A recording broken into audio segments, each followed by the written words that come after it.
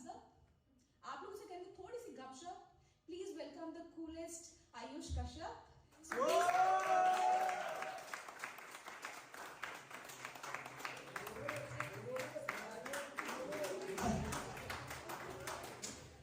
कैसा सर? बढ़िया। तो यार एक तो ना मनीषा मैम के लिए थोड़ा लग रहा है बुरा, क्योंकि इनको बोल के लाया था डांस कंपटीशन है। चलो कोई बात नहीं Manisha ma'am, next time try करते हैं। मैं डांस करके जाऊंगी। Thank you. तो यार मेरा जो है डेब्यू है कॉमेडी में, ठीक है, मेरा फर्स्ट टाइम है। तो मतलब आप ये समझो कि ये कॉमेडी की लाइन है और मेरा जस्ट अभी नया एंटर हुआ हूँ, ठीक है, डेब्यू है। तो मुझे बताया गया है अब देखो कॉमेडी होती रहेगी। आई नो कि आप सब कॉमेडी के शो में आए हो, कॉमेडी होती रहेगी। अब इकट्ठे हो गए हो आप सब, तो एक दुख पहले साझा कर लेता हूँ आप लोगों से ना। एक दुख है छोटा सा यार, ज़्यादा बड़ा नहीं, छोटा सा, कि मैं कॉर्पोरेट में जॉब करता हूँ और ये सब पिछले 5 सालों से चल रहा है, ठीक है। अब देखो क्योंकि मेरा डेब्यू है तो मुझे ये बताया गया है कि मैं शुरू के सिर्फ 15 मिनट परफॉर्म करूँगा, सिर्फ हंसी का माहौल बांधने के लिए। हंसी का माहौल मैं बांध दूंगा, उसके बाद असली कॉमेडी जो है रवि भाई आके करेंगे, ऐसा मुझे बताया गया है। समझ रहे हो ना? समझ रहे हो? मतलब माचिस मेरी होगी, आग कोई और लगाएगा। समझ रहे हो ना? इन शॉर्ट बोलूं तो मूड मैं बनाऊंगा, संभोग कोई और करेगा।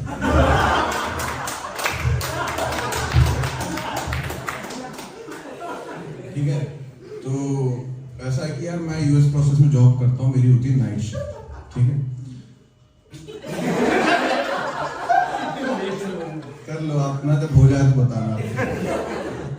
तो मैं नाइट शिफ्ट करता हूँ। तो मेरा एक बहुत अजीज दोस्त है, एक तो यहाँ बैठा है, एक और है, तो समीर नाम है उसका। उसने दिसंबर 13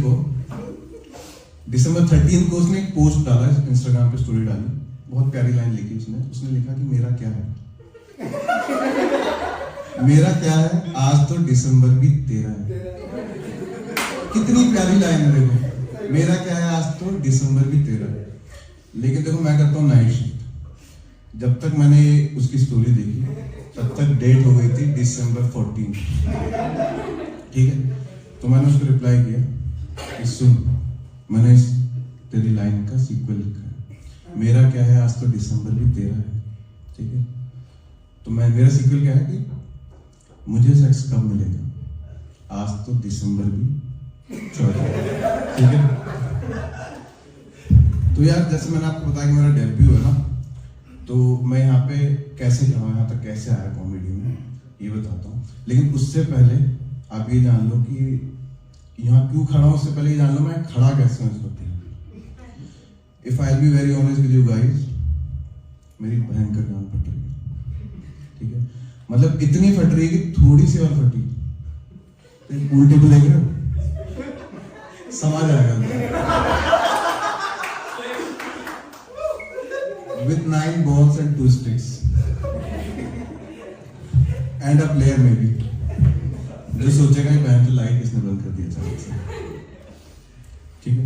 तो अब आते मैं यहाँ पे खड़ा क्यों, ठीक है। तो मेरी दुखी लाइफ जो है कॉर्पोरेट वाली चल रही थी। तो एक दिन मैंने ऐसे सुना ऑफिस में एक नया बंदा हायर होके आता है, रवि जैन, ठीक है, और वो कॉमेडियन है। रवि जैन हायर हुआ, न्यू बंदा, वो कॉमेडियन है। मैंने कहा बहन ये ठीक है, कंपनी ने एम्प्लॉयज के एंटरटेनमेंट के लिए कॉमेडी नहीं हायर करी। मैंने कहा बढ़िया भाई। फिर मैं यार थोड़ा कंफ्यूज हुआ, मैंने कहा प्रोसेस क्या रहेगा एंटरटेनमेंट, 1-on-1 में जोक सुनाएगा बैठा के, या टीम मीटिंग में बैठा के जोक सुनाएगा, ठीक है। तो मैं कंफ्यूजन दूर करने गया एचआर के पास। मैंने पूछा एचआर से, मैंने कहा सर ये प्रोसेस क्या रहेगा एंटरटेनमेंट का, जो नया कॉमेडियन आएगा। तो एचआर ने बोला कि आयुष वो ट्रेनर है।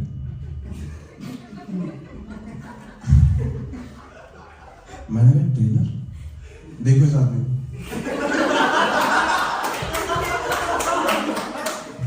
मैंने कहा ट्रेनर यार देख के तो लग नहीं रहा है। मैंने पूछा कौन से टीम का ट्रेनर, तो बोले आयुष वो प्रोसेस ट्रेनर। मैंने कहा ओके ओके ओके ठीक है। फिर ऐसे ही चला। एक दिन रवि भाई से फिर ऐसी मुलाकात हुई, भेंट मुलाकात हुई, थोड़ी गुफ्तगू हुई, ठीक है, थोड़े संबंध बने, ठीक है। तो रवि भाई ने मेरे को ऐसे ही एक दिन बताया कि आयुष, मैंने कॉमेडी में कुछ किया है कॉमेडी में। तो रवि ने कहा, मैंने माना, ठीक है। फिर रवि ने बोला कि कभी हम साथ में जो है कॉमेडी करेंगे, ऐसे हवा में बोल दिया अगले ने कि कभी हम साथ में कॉमेडी करेंगे। तो मैंने कहा व्हाई नॉट, हवा में, मैंने भी बोल दिया हवा में, व्हाई नॉट, करेंगे, जरूर करेंगे। तो ये हवाई गुफ्तगू हुई खत्म, ठीक है। मेरी नॉर्मल लाइफ जो है चल रही थी, मैं बल्कि ये कहूँगा कि नॉर्मल से थोड़ी अच्छी ही चल रही थी। समझ रहे हो कैसे चल रही है, मैं बताता हूँ। मेरे हो गए थे टारगेट वगैरह पूरे होने लगे थे, ठीक है, इंसेंटिव आने लगा था, और सही बताऊँ तो 1-2 बार एप्रिसिएशन की मेल भी आ गई थी, ठीक है। तो मतलब मैं सही रास्ते पे था उस वक्त, आई थिंक सो कि मैं सही रास्ते पे था। तो ऐसे एक दिन रवि भाई आते हैं, इमोशनल हो गए मेरे पास, बहुत इमोशनल मूड में आते हैं, कहते हैं कि आयुष, तुमको याद है हमने कहा था कि हम साथ में कॉमेडी करेंगे, तो वो दिन आ गया है, हम साथ में कॉमेडी कर रहे हैं। और ये कह के रोने लगा है, इतने इमोशनल। मैंने कहा रोने वाली बात तो नहीं, चलो कोई नहीं, मैं छुपाया, अगले को थोड़ा ठीक किया, ठीक है, छुपा। अब देखो, बाय द टाइम उन्होंने मुझसे कहा कि हम साथ में शो कर रहे हैं, उस टाइम तक मैं अपने आप को कॉमेडियन मान चुका था। मैंने मान लिया था कि मैं हूँ कॉमेडियन, अब हम हो गए आर्टिस्ट, ठीक है। मैं अपने आप को आर्टिस्ट मान चुका था, ठीक है। तो यार आर्टिस्ट मान चुका था। मैंने कहा यार, अब मेरा कॉन्फिडेंस देखो, मेरा कॉन्फिडेंस बिल्कुल 7 आसमान फाड़ के 8वीं के लिए निकल चुका था, ठीक है, इतना कॉन्फिडेंस हो गया था मेरे को। तो मैंने कहा यार आर्टिस्ट वाली लाइफ जिएंगे, अब आर्टिस्ट हो चुके हैं तो क्यों ना आर्टिस्ट वाली लाइफ जी जाए, आर्टिस्ट वाली लाइफ जिएंगे, जो आर्टिस्ट खाते हैं वही खाएंगे, ठीक है। मैं रूममेट के पास गया अपने, ये बैठा रूममेट, मैं गया इसके पास, मैंने बोला देख भाई, अब से हम वही खाएंगे जो आर्टिस्ट खाते हैं। तो बोला मतलब हम दर की ठोकरें खाएंगे। मैंने कहा ये बहुत कम जानकार है, मैंने देखा, सर्च किया कि आर्टिस्ट क्या करते हैं। आर्टिस्ट रहते हैं बिजी, गंभीर रहते हैं, आइसोलेटेड रहते हैं, और ज़्यादा एटीट्यूड में रहता है आर्टिस्ट। तो मैंने कहा हम भी एटीट्यूड में, मैं बिजी रहने लगा, बहुत बिजी रहने लगा मैं, क्योंकि आर्टिस्ट ऑब्वियसली आर्टिस्ट बन चुका है। तो मतलब मैं इतना बिजी रहने लगा कि रवि भाई से मिलने का भी टाइम नहीं मिल पा रहा था मेरे को। मतलब वो मिलने की बहुत कोशिश की, बट मैं उनसे नहीं मिल पा रहा था, बिजी हो गया था, ठीक है। तो फिर मैंने कहा और क्या करते हैं आर्टिस्ट करते हैं, इधर उधर से सुना, आर्टिस्ट करते हैं रियाज करते हैं आर्टिस्ट। मैंने कहा हम भी रियाज करेंगे, हम क्यों ना करें रियाज, हम भी करेंगे रियाज। तो मैं बैठा, मैंने कहा चलो करते हैं रियाज, पर रियाज का मूड नहीं था करने का, इसलिए रियाज हो नहीं पाया। तो मैंने कहा चलो कोई बात नहीं, अब नहीं मूड है यार, जबरदस्ती भी करेंगे किसी के साथ यार, कोई बात नहीं, रियाज फिर कभी देखते हैं। तो फिर मैंने सोचा यार चलो ये सब तो हो गया, मैंने कहा अब देखते हैं कि आजकल के कॉमेडियन कर क्या रहे हैं, जरा देखा जाए कि कॉमेडी वाली दुनिया में हो क्या रहा है, ठीक है। अब हमने कदम रख दिया है तो देखना तो पड़ेगा। तो मैंने बुक माई शो ओपन किया, मैंने देखा यार बस्सी का शो है, बस्सी तो जानते ना सब यहाँ पे, हाँ, तो बस्ती का शो था चंडीगढ़ में। तो मैंने कहा यार बस्ती का शो है तो जाते हैं देखने क्या है, क्या कर रहे हैं। तो मैं गया देखने, मैं शो देखने नहीं गया था, मैं ये देखने गया था कि लड़का ठीक से कर भी पा रहा है कि नहीं, ठीक है। क्योंकि देखो as a respected fellow artist, ये भी तो मेरी ही जिम्मेदारी है कि दूसरे स्ट्रगलिंग आर्टिस्ट का करियर मैं संभालूं, ठीक है, उसको बताऊं कहाँ चूक रह जा रही है, क्यों नहीं हो पा रहा है, गलती कहाँ हो रही है, फेमस क्यों नहीं हो पा रहे हैं, ये बताने मैं गया वहां पे। तो मैंने कहा जाते हैं, तो मैंने कहा टिकट बुक कर लेते हैं। मैं टिकट सेक्शन में गया, वहां पे टिकट का क्या होता है कि फ्रंट रो 1000 रुपए, मिड में 500, बैक रो का 300 रुपए, ठीक है, ऐसे रेट थे टिकट्स। तो मैंने बुक कर ली टिकट 300 रुपए वाली। 300 रुपए वाली कर ली, इसका मतलब ये नहीं कि मेरे पास 1000 रुपए नहीं थे, ठीक है, मैं बताता हूँ क्यों नहीं किया। देखो, अगर मैं 1000 की टिकट लेके फ्रंट रो में बैठ जाता तो स्ट्रगलिंग आर्टिस्ट मेरे को फ्रंट रो में देख के कहीं नर्वस ना हो जाता, क्योंकि उसका करियर भी तो मेरी ही जिम्मेदारी है ना। तो मैंने कहा बैक रो में लेते हैं सीट। मैं गया, शो शुरू हुआ, शो खत्म हुआ। जो तो मेरे अलावा वहां पे कम जानकार लोग बैठे थे, उनको बहुत मजा आया, बहुत हंसे वो, बहुत इंजॉय किया उन्होंने बस ये।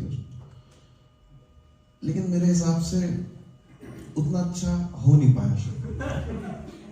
मतलब देखो, अनुभव ने कोशिश बहुत की अपनी तरफ से, पूरी कोशिश की है उसने अपने कैलिबर के हिसाब से, बट यार, लेकिन मैंने कोशिश करी, वो कोई नंबर नहीं काटे उसके, बट और अच्छा हो सकता था।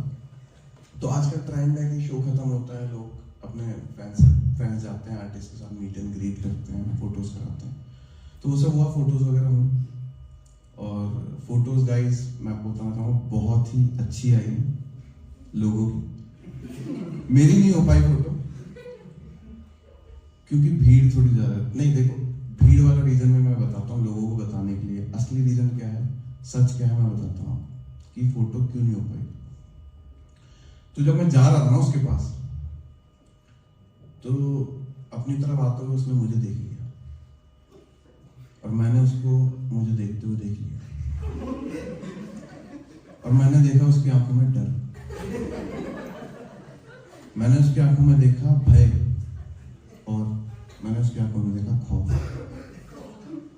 क्योंकि दिल के किसी ना किसी कोने में वो भी ये बात जानता था कि जो गुरुजी है ना,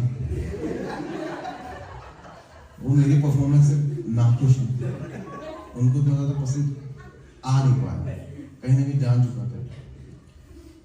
तो मुझे आते वो देख लिया उसने, तो उसकी आंखों में डर देख के मेरे कदम वहीं रुक गए। क्यों देखो, अब यार देखो, मैं नहीं चाहता किसी स्ट्रगलिंग आर्टिस्ट के 4 फैंस के सामने, उसके 4 फैंस जो उसने बहुत जद्दोजहद से बनाया, जो लोग खुद ही में अपने आप में मतलब बहुत कम जानकार है, उनके सामने उसकी बेइज्जती कर दूं, ठीक है। उसके आंखों में मैंने डर देख लिया कि गुरुजी तो आ रहे हैं, चले आ रहे हैं, ये लथाड़ देंगे पब्लिक के सामने मेरे को यहीं पे। तो वो ये सोच के मेरे कदम रुक गए वहां पे, ठीक है। इसलिए फोटो नहीं हो पाई उसकी मेरे साथ, कोई बात नहीं, उसका लक है यार। तो फिर उसके बाद क्या हुआ, शो खत्म हुआ, आ गया। मैंने कहा शो देख लिया, रियाज कर लिया, सब कर लिया, आर्टिस्ट क्या करते हैं सब कर लिया। तो मैंने कहा आप क्या करते हैं, मैंने कहा जोक लिखते हैं, एक जोक लिखा जाए। मैंने उठाया कलम और जोक लिखा है। अब मैंने कहा यार जोक लिख तो दिया, लेकिन सुनाओ कैसे? मतलब इस कम जानकार की दुनिया में कौन होगा मनुष्य जो ये जोक सुनने का, मेरा पहला जोक सुनने का सुख प्राप्त करेगा, ठीक है। तो मैं बाहर निकला, मैंने कहा यार इस कम जानकार की दुनिया में एक समझदार इंसान लबना इतना आसान है नहीं। तो जो बंदा पहला दिखा मैंने उसको पकड़ लिया, ठीक है, मैंने उसको बुलाया। लेकिन यार वो बंदा मुझे ना कुछ ज्यादा ही कम जानकार लग रहा था,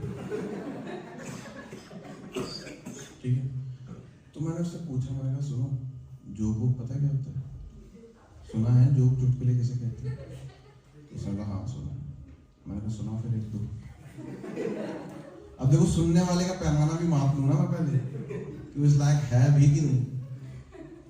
तो उसने जोक सुनाया, मैंने सुना। अब कहानी में आगे बढ़ने से पहले जोक सुन लो उसने क्या सुनाया था। उसने बोला एक हाथी होती है, एक चींटी होती है, ठीक है। वो छुपन छुपाई खेल रहे होते हैं, हाइड एंड सीक। तो हाथी को छुपना होता है, हाथी छुप जाता है मंदिर में जाके। अब उसने मुझसे पूछ लिया कि बताओ चींटी को कैसे पता लगा। मैंने कहा जोक सुना ना पहली। मैंने कहा मंदिर में भाई बड़ा होता हाथी का साइन दिख गया होगा एक साइड से कहीं से। कह रहा नहीं, कह रहा हाथी चप्पल बाहर उतार के गया। ये जो उसने सुनाया, अब देखो उसके पैमाने से मैं हो गया था परिचित। मुझे पता था कि इस चूती को तो मैं अपना पहला जोक नहीं सुना, ठीक है। मैंने उसको भेज दिया, जैसे बुलाया था वैसे ही भेज दिया। फिर मेरे को याद आया अपने मित्र होते थे रवि सर, एक अपने खास मित्र होते थे रवि जैन, जिन्होंने कॉमेडी में कुछ किया था। तो मैंने कहा शायद वो इस लायक है कि मेरे जोक सुन सके। तो मैं गया रवि भाई के पास। रवि भाई अचानक से मुझे देखते ही मतलब आश्चर्यचकित और प्रसन्न दोनों एक साथ हो गए। और दोनों एक साथ होने के बाद बोले, लॉन्ग टाइम नो सी मैन। इंग्लिश समझ रहे? So I replied, going through a really busy schedule, man. ठीक है, I replied. तो मैंने रवि सर से बोला, सर जोक लिखा है एक मैंने, सुनना चाहोगे? He replied, आने दो। ठीक है, मैंने जोक सुनाया, रवि भाई ने सुना, रवि भाई ने मुझे देखा, मैंने रवि भाई को देखा, और मैंने देखा कि जोक खत्म होने के काफी देर बाद तक भी उनको ज्यादा हंसी आई नहीं। तो मुझे लगा यार देखो, इस उम्दा कलाकार के हाथों में फंसी 7 रुपए वाली नटराज पेंसिल कुछ इतना खराब तो नहीं लिखेगी जो हंसे ना लोग। तो मुझे लगा मैंने कुछ थोड़ा हाई लेवल लिख दिया ज्यादा ही, जो इस बंदे के सर के ऊपर से निकल गया। कोई बात नहीं, ठीक है। मैंने कहा जब इसका लेवल थोड़ा ऊपर होगा, इस बंदे का जो लेवल थोड़ा ऊपर होगा, समांतर पहुंचेगा उस जोक के, समझ में आ जाएगा, हंस लेगा, मेरे को क्या, मैंने सुना दिया।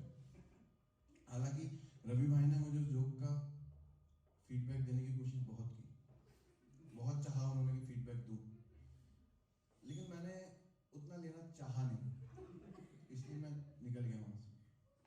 ठीक है, तो अब देखो माहौल बन गया हंसी का, तो देर नहीं करते हैं, रवि भाई को बुलाते हैं। ठीक है, so Manisha please come. Thank you.